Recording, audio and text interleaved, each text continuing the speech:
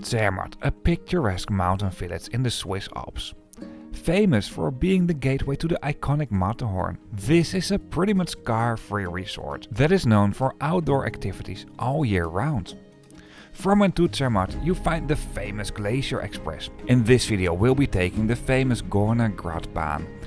And from the railway station of Zermatt we take a train down to the valley, to Visp to be exactly. From where on you find connection on international and domestic long distance trains. Join me on this mini railway adventure from Zermatt that I recorded a while ago. It's not where I'm at right now, because I'm not too far away from home.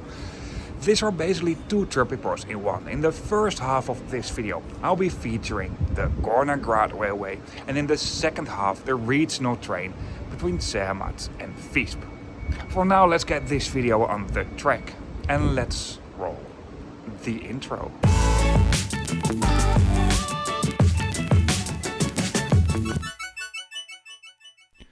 A couple of days before I arrived in Zermatt with the Glacier Express. This is a famous panoramic train and I do have a trip report on this as well. For this video I was actually a tour guide together with a colleague of mine. I'm working as a travel agent and sometimes the company where I'm working for we are doing group tours as well. If you're interested in that, just write it in the comments and I can give you a link on where you can book these tours. Zermatt is a car-free village. Pretty car-free. There are some exceptions when it comes to this, but I'll get back to that later.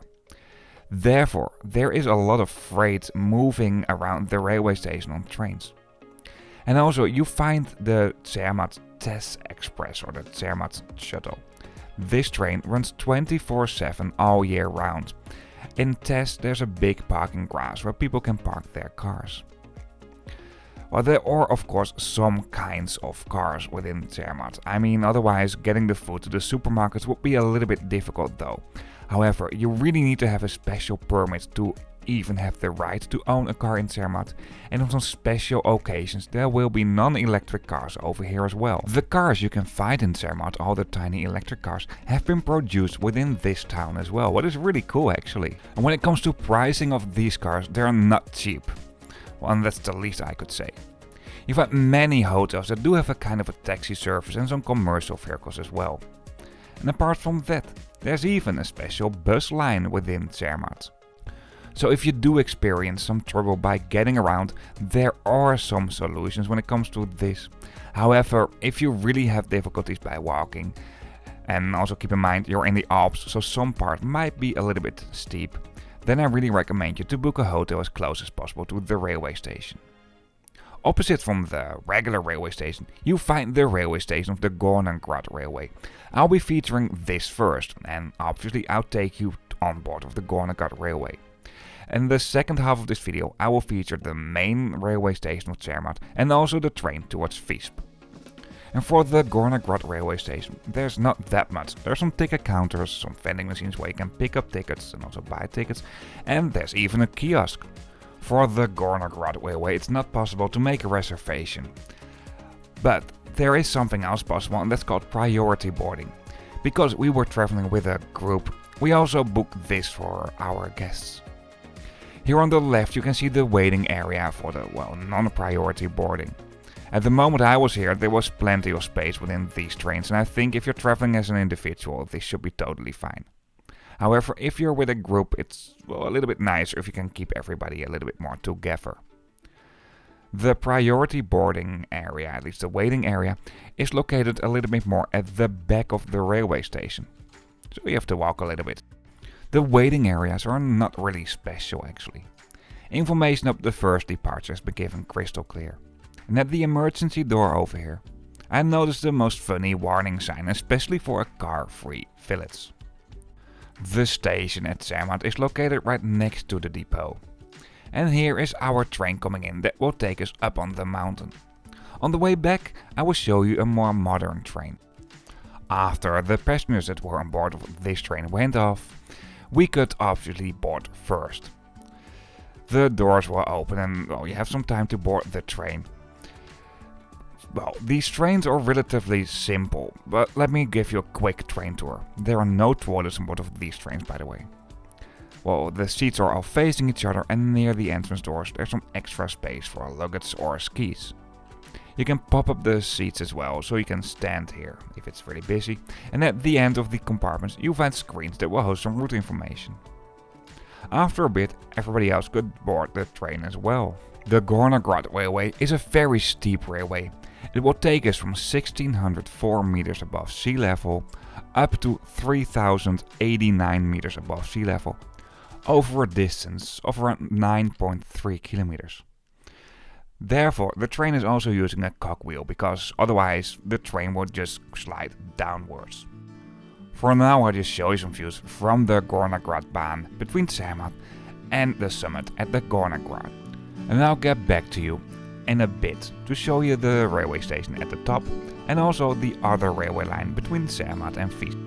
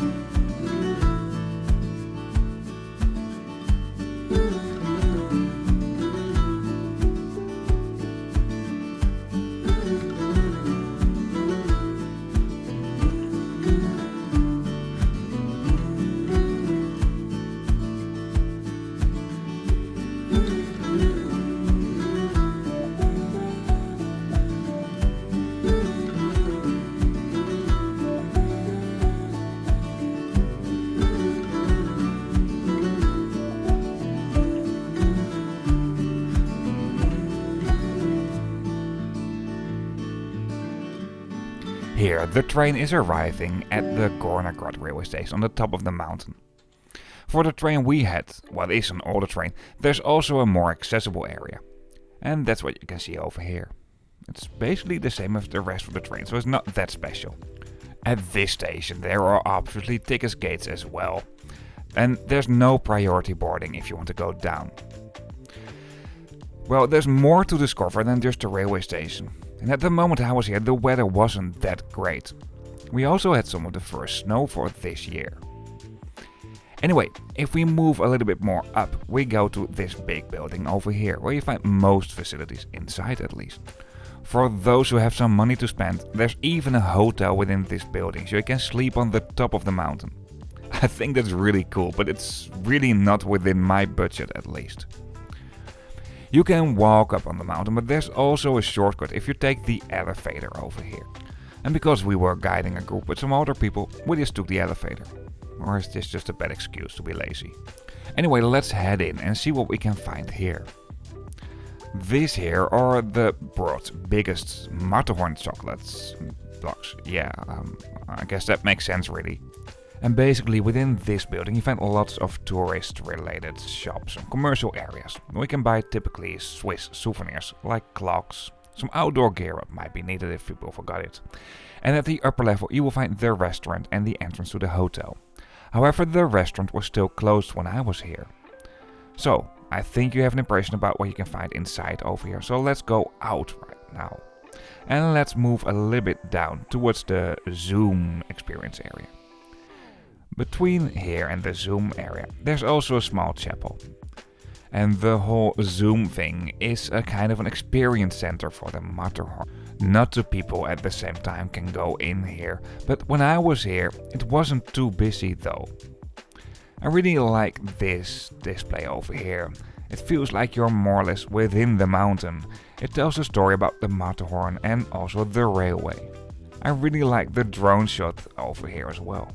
Well, we definitely didn't have the weather as in this picture over here.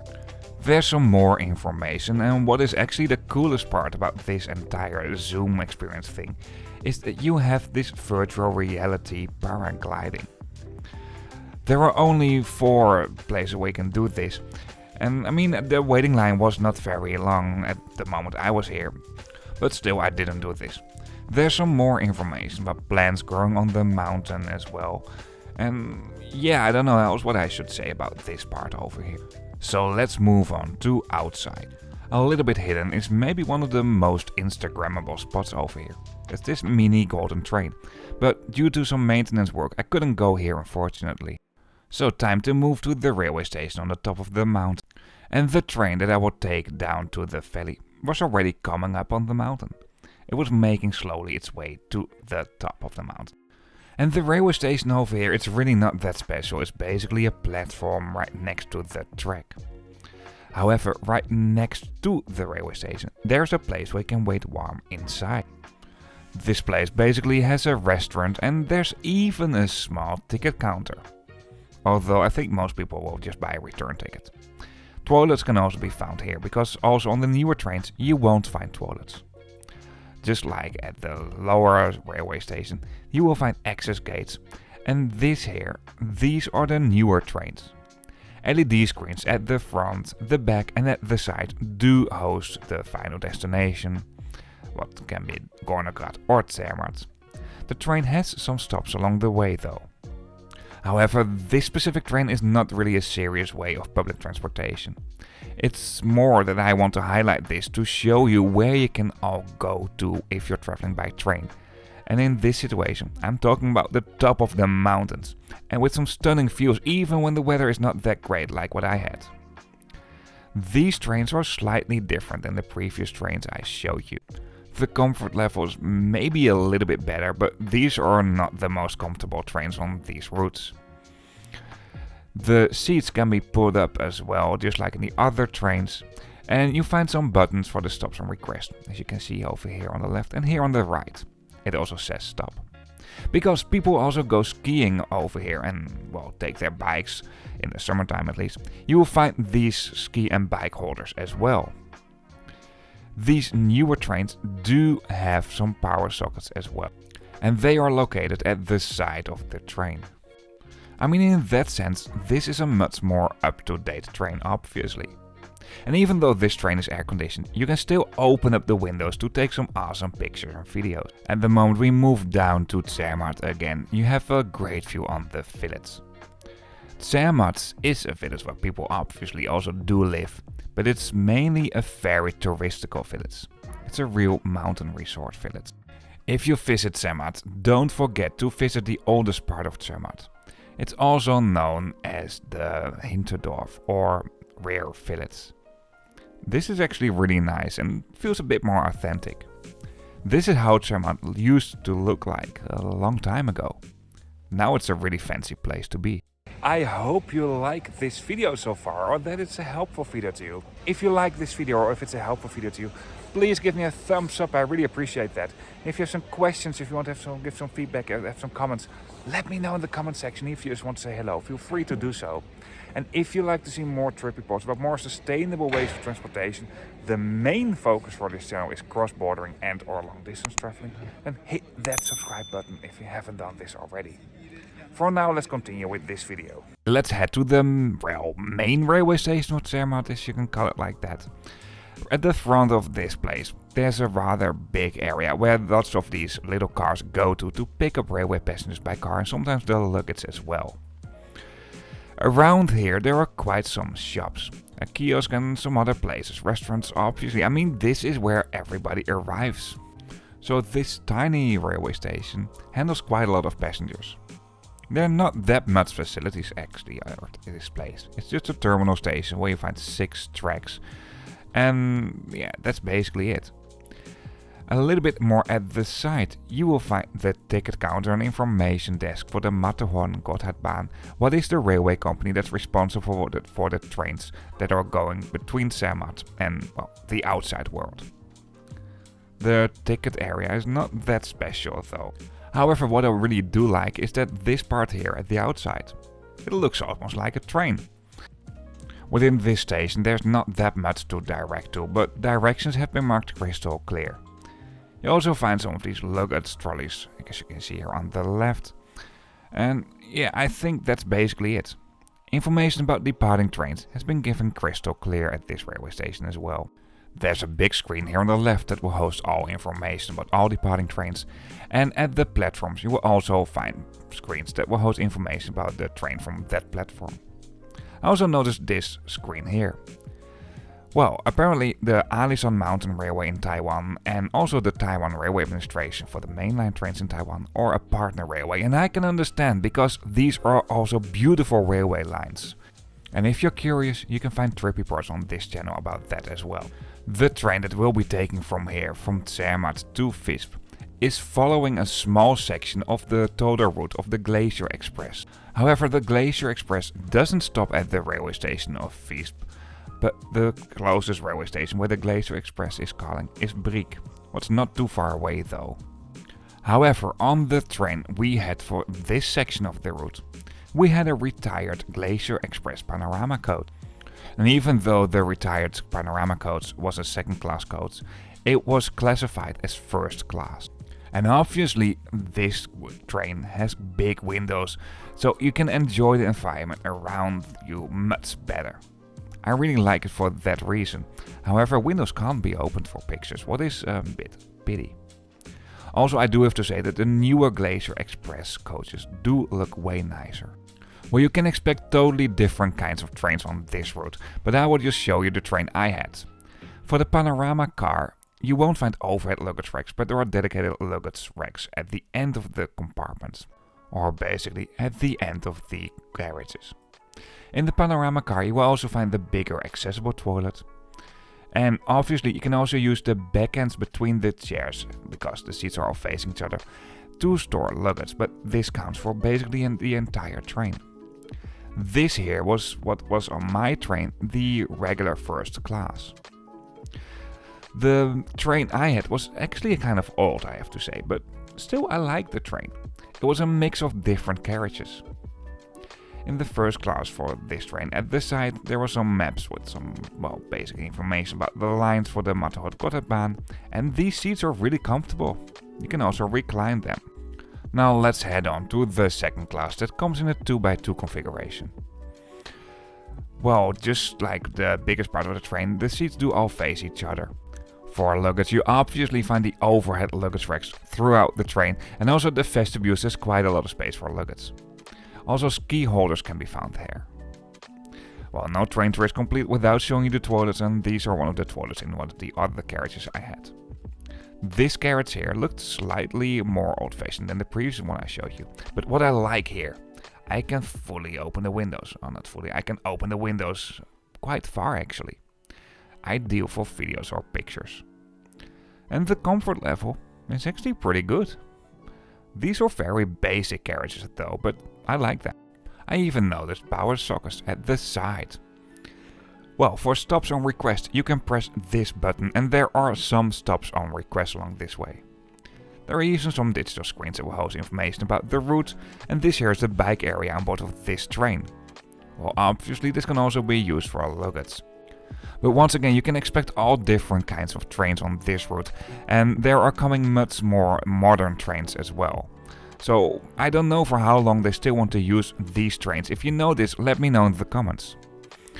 Of course, there's also a more accessible area in the train, and this here was actually the only seat I noticed that was in an airline style composition. Personally, I like that much more, and especially if it's busy, but this is not a long journey anyway, so it doesn't matter that much. Within this carriage in standard or second class, there's a small area that's a little bit lower, so easier accessible, and this is also where you find the bigger accessible toilet. Then I also noticed another carriage in standard class, that was this carriage over here. I already mentioned already before, this train had a lot of variety when it comes to the carriages. For some of these carriages you can also find seat numbers right below the luggage racks, but you can't reserve seats on board of these trains unless you're traveling with a group. And even though I was traveling with a group and I really played safe on this topic, we did not reserve this train. And even though Zermatt is super touristic, the experience on this train is different than if you're traveling along the same route by Glacier Express. Simply because people also use these trains for their everyday commute, and it also serves more smaller towns along the way. A lot of school kids from Zermatt also took this specific train to school. Even though this video already takes some while, I basically covered 2 trip reports in one trip report. For now I just show you some views from the train between Zermatt and Visp, and I'll get back to you at the end of the video and show you briefly the railway station of Visp.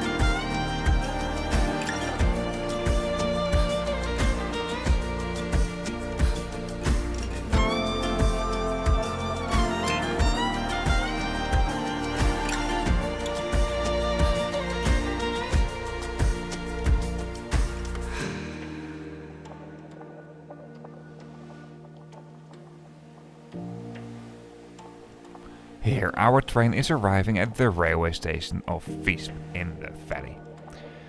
Here you can change to the mainline trains, both domestic and also international. You're not too far away from Italy here. Also you find different kinds of trains at the, narrow gauge railway lines. For example, this much more modern train that went on towards direction Brig and beyond. At the front of the station you'll find obviously a bus stop and also a taxi stand. To get around in the direct area obviously. There's also a supermarket located at the front of the station. Ideal if you want to buy some snacks and drinks for a longer railway journey, although most long distance trains that do call here do have a dining car as well. At the front of the railway station there's also a tickets and information point. And just like for most stations within Switzerland, this is not just to buy tickets and to go to for railway information, but you can also exchange money, buy railway related souvenirs. Well, there's just a whole lot more when it comes to this in Switzerland. And even though you will find this over here, I really have to say that the infrastructure to buy your train tickets online within Switzerland is very good as well. At the lower level, you'll find some left luggage lockers, and pretty close to that, you also find the entrance to the underground parking garage of this railway station. Might be another spot instead of parking your car at Täsch if you go to Zermatt. You can also park your car here. Well, honestly I don't know what's a better deal. Between the platforms you'll find this underground tunnel. Before you go to the platforms there are clear screens that will host information about the first upcoming departure from that specific platform. From here on we took a Eurocity train that came from Milan in Italy and was bound for Basel in Switzerland, close to the border with both Germany and France. That's it for this video. 2 trip reports in one. I hope you liked it or this has been helpful to you. Once again, if so, please give me a thumbs up, I really appreciate that. If you have some questions, feedback, comments, let me know in the comment section. And if you like to see more trip reports or more sustainable ways of transportation, then hit that subscribe button if you haven't done this already. Before we really end up this video, one last thing. Once again, thank you for watching. You can also find me on the socials, Instagram and Blue Sky. If you're interested in other videos, of course you can find them on this channel and you can also subscribe to see new videos coming up. Apart from that, in the description of this video on YouTube you find a link to a map, and on this map you can find all videos as well. But then on a map. See you on the next one.